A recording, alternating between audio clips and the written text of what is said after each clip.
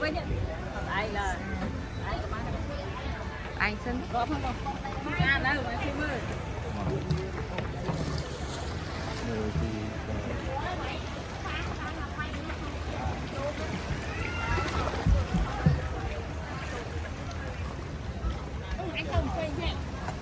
Thu anh à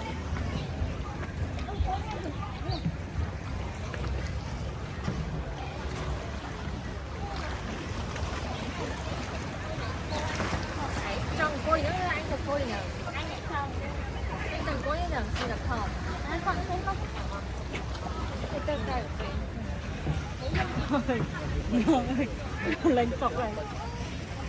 mà sạch sẽ bệnh như thế này anh tao không có gì anh sạch xong có này đây là anh đến đây anh được gì không đấy tao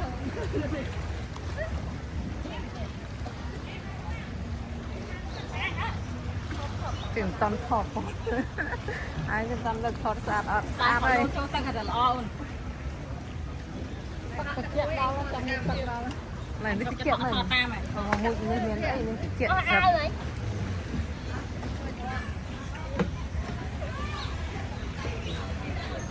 พอสะอาด